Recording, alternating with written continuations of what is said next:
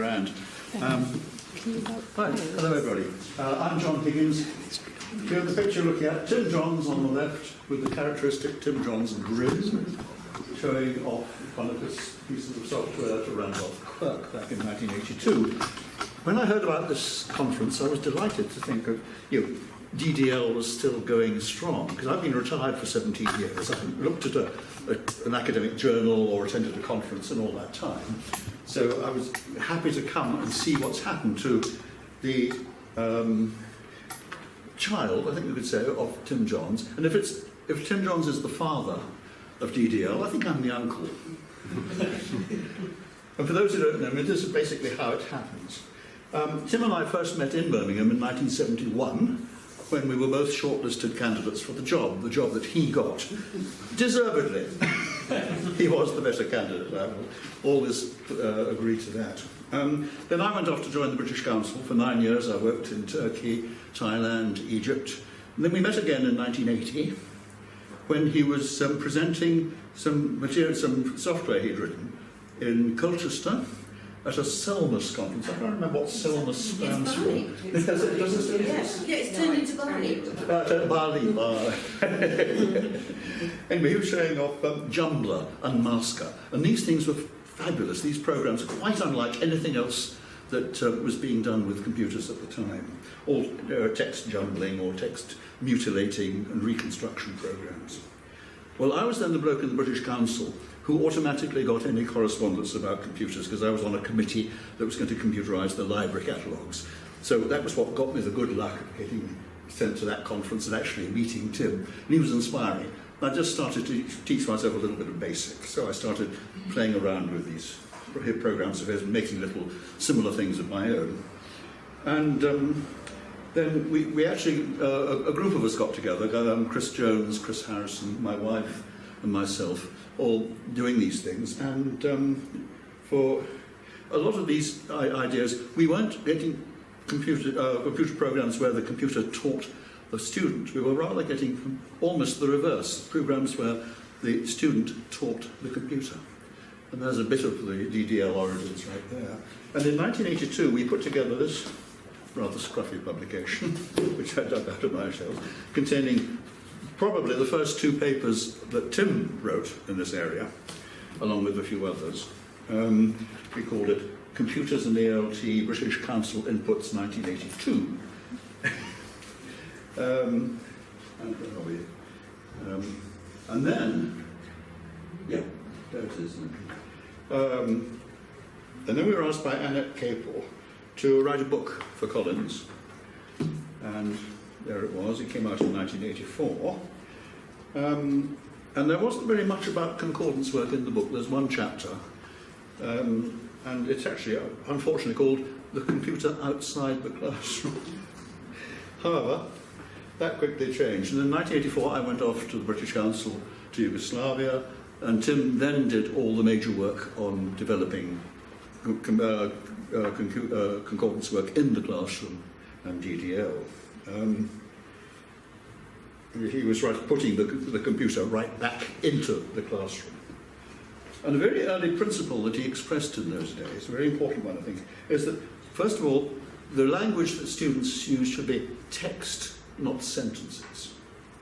Now, those are the days where the biggest selling books of the time were Eckersley's Essential English and Stannard Allen Living English Structure. And what sold them, and this I think claimed to be the biggest selling textbook of all time, along with Agatha Christie and the Bible. Millions and millions of it. So you can still get it on eBay for about £2.80, I think. But what sold it was the fact that the exercises consisted of dozens and dozens of sentences. Possibly 75 sentences in this exercise. Where are we? 20 here.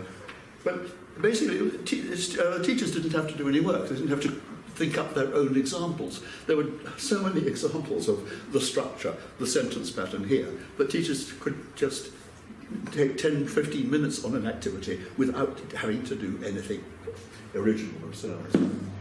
But Tim's idea, he hated that. He thought, the notion of putting language that was so artificial in front of students was not helping them to deal with real language. He wanted text to be coherent, authentic. He wanted to be the things that the students were learning English for. And you had to get rid of the notion, he said, that to understand anything, you had to understand everything. That's the principle behind simplified English. He said, no, take the preparation away from beforehand, where you're simplifying everything down so the student can understand everything, and put it into the classroom, help them to understand what's there in the classroom. So he didn't like controlled language, simplified stuff. He wanted to... and a very interesting point he made is that sometimes real language that crops up in concordance searches is much more striking and vivid than the artificial Standard Allen language. And this was his favourite example, a search for so wildcard that. He had so many friends in high places that he thought he was safe. He said every student who sees that, oh, I know who that's about. And of course, they all had different people in mind. I suppose we know all like Jeremy Thorpe. So there we are. So that was his favourite example of how one can find gems in searching authentic language that just didn't turn up in textbooks. But the real birth, I think, of TDL comes in a paper that came out in this collection here. A paper he wrote for ELT Documents, which is the magazine I was editing, the journal I was editing at the time. And it was this. A refinement of CAI, that's what we called it in those days, computer-aided instruction, which we should like to look into, is a blurring of the distinction between the research program and teaching learning program. What I have in mind here is an interactive program which will give the language learner a user-friendly tool for investigating problems in the target language. For example, the use in context of a problem word or the vocabulary of a certain type of text. So there it is. The source, the wellspring, the little stream that turned into a river and has now become a broad estuary that I'm looking at here. DDL was born right there in 1980. As Tim often said, research is too important to be left to researchers. And it's too much fun. The students should be doing it themselves. Of course, he was, in a way, several years ahead of his time. Back in 1980, 1981, the only computers... Well, first of all, students never had much time on mainframe terminals. They could possibly get it for special reasons, but it wasn't the usual. So the only personal computers around were something called the Commodore PET. Maybe a few people remember that one. The Tandy TRS-80, the Sinclair ZX-80, I had one of those. And for the wealthier, the Apple II. That was well before the Apple Mac. Memory was limited. There was no networking. The largest corpus you could probably store in any of these machines would be maybe 50,000, 70,000 words, which was, I think, the Longman mini concordance there was. And even that, though, would supply quite a lot of context for little grammar words, though, more, get, put. You get quite a lot out of 70,000 words with them. And then mostly it was, then you got machines that would store a corpus on a floppy disk, which would contain maybe 100,000 words, or, goodness me, on a CD-ROM. Ooh, what a CD-ROM. This, by the way, is the very first one that was ever given away free as a magazine cover disc. And it actually has quite a lot of nice data on it. If anyone's setting up a museum of data, let me know, because I'll be very happy to give this to a good home.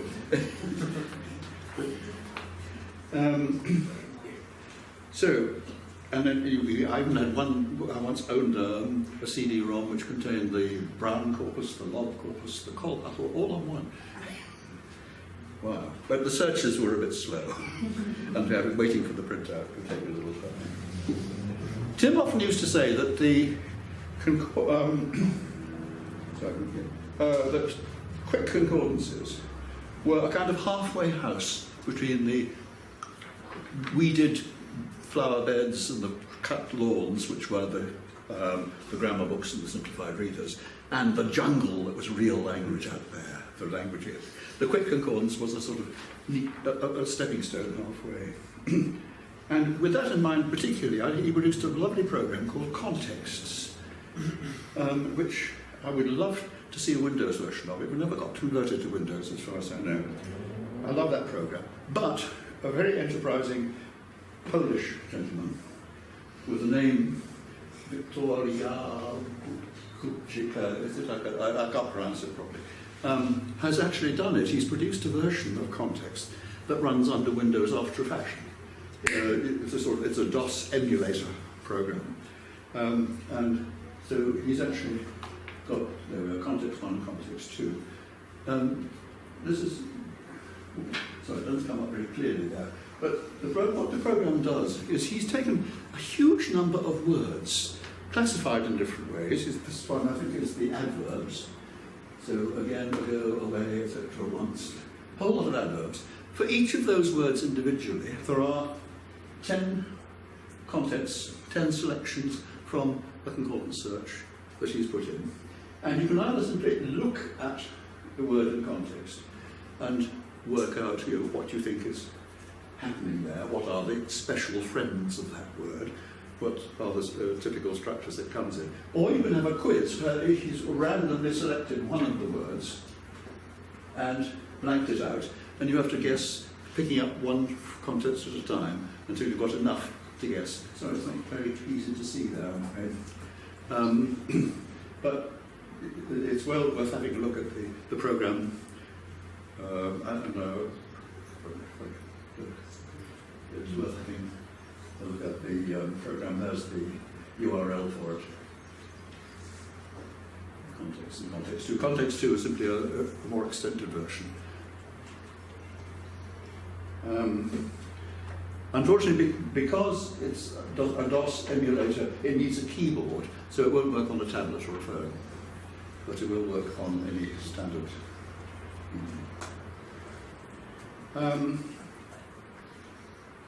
Tim's publication output was fairly modest. I think he did around 8 papers and half a book.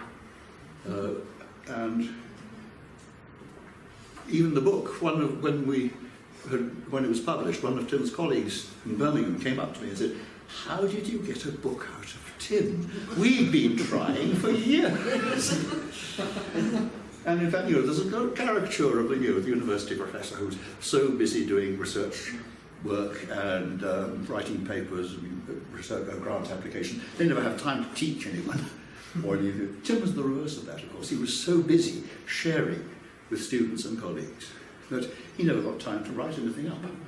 And in fact, when we did the book, the answer to the question, how did you get a book out of Tim, was we kidnapped him.